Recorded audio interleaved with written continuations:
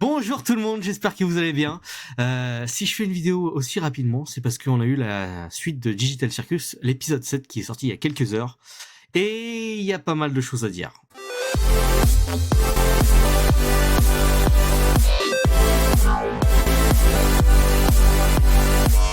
Pour rappel, il y a un petit mois, j'ai sorti une vidéo sur Digital Circus, théorie et explication sur l'épisode de 1 à 6. Donc si vous l'avez pas vu, n'hésitez pas à aller le voir. Et je vous préviens tout de suite, je vais spoiler l'épisode 7. Donc si vous l'avez pas vu, allez le voir aussi, et après vous revenez sur la vidéo, bien sûr.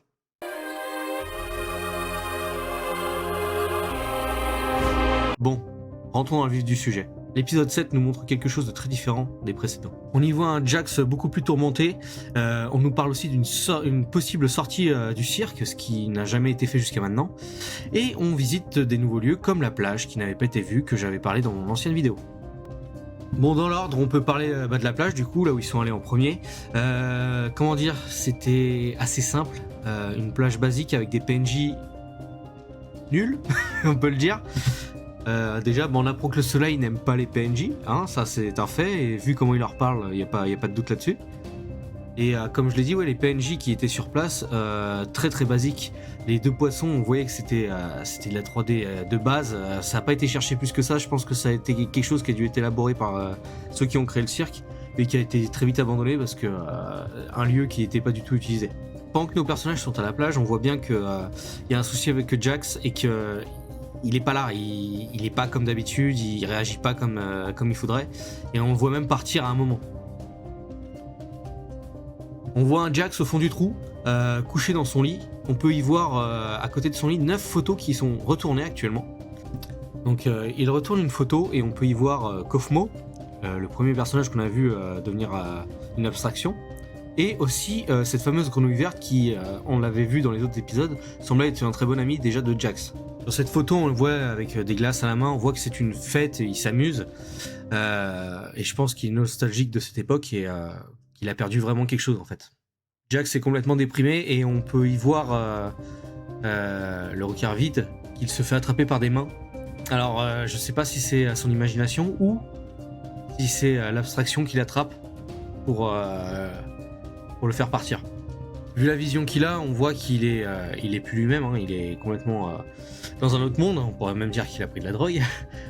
Petit à petit, on est en train de voir qu'il change, qu'il commence à devenir une abstraction lui-même, et on peut le voir quand Pomni sonne à la porte et qu'il revient à lui, on voit ses yeux qui ont commencé à changer.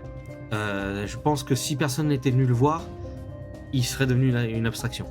Et en voyant ces images, on peut aussi se dire que du coup, tous les personnages qui sont devenus des abstractions, qui sont partis, qui sont dans la fosse maintenant actuellement, on pourrait se dire que ces personnages en fait sont toujours au fond, ils sont toujours là, mais ils se sont renfermés dans leur monde pour se protéger, j'ai envie de dire.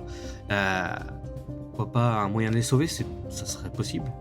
Dans cet épisode, du coup, on comprend que Jax est complètement instable, hein, et on peut aussi comprendre que en dehors du cirque, je pense qu'il n'y a plus beaucoup de personnes qui l'attendent, étant donné ses réactions tout au long de l'épisode. Et on en reparlera, mais ses visions à la fin, ses visions de la vie réelle, sont assez bizarres.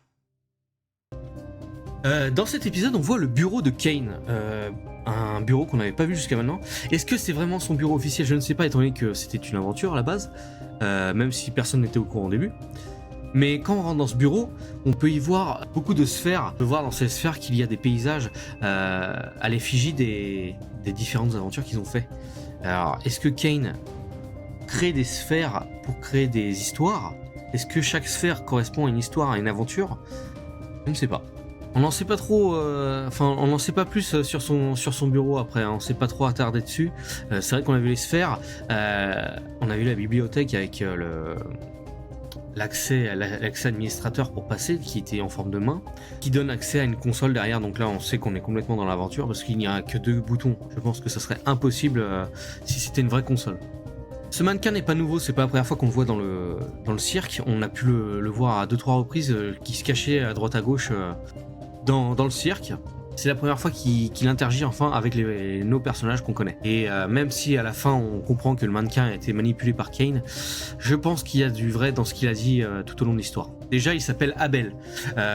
Si vous vous rappelez de la théorie qu'on avait dit dans la dernière vidéo, on avait parlé de Kane et Abel.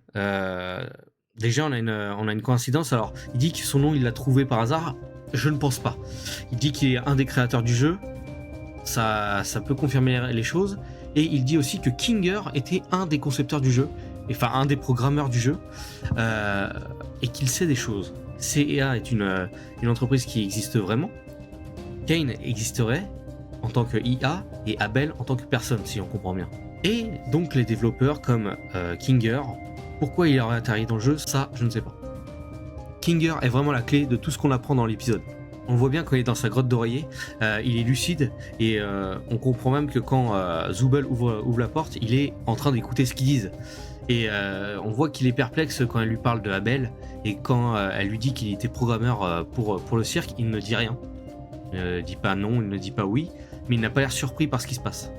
Par contre, quand on lui parle de sortir du cirque, là il a une réaction assez bizarre, il dit que sortir du cirque serait absurde.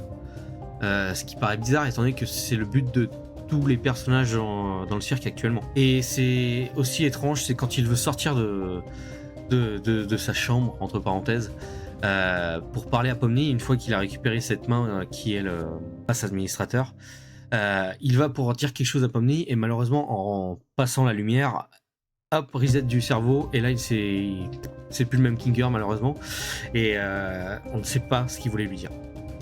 L'histoire se passe, Jax a un rendez-vous avec Kane, où il lui parle pour lui voler sa clé. Il parle encore une fois des photos de l'extérieur, donc Kane c'est bien une IA, ça on l'a bien compris, ça a été dit clairement. Et Kane je pense qu'il est intrigué par la vie réelle, même à un moment il parle de la vie source. Et ces photos qu'il a, je ne sais pas d'où il les sort, mais ça doit être des fichiers qui ont été glissés dans le jeu par hasard, ou pas par hasard d'ailleurs. Donc nos personnages arrivent à la fin, ils doivent faire un choix entre partir ou rester. Et là, Jax pète un câble complètement. On voit des images dans la rue, dans la rue réelle, dans la vie, on le voit en voiture. Enfin, je pense que c'est lui, je pense que c'est ses souvenirs qui arrivent. Et on voit qu'il est stressé comme si il y avait personne, ou qu'il avait perdu quelqu'un dans la vraie vie aussi, ça serait possible. Et il pète un câble tout simplement, et appuie sur le bouton pour rester dans l'aventure. Bon, c'est bien, c'est ce que Kane avait prévu. Sinon, il serait à la Crevetteville. Pourquoi pas ? Mais pourquoi avoir réagi aussi mal? Et les mots qu'il a sortis à la fin ne sont pas anodins.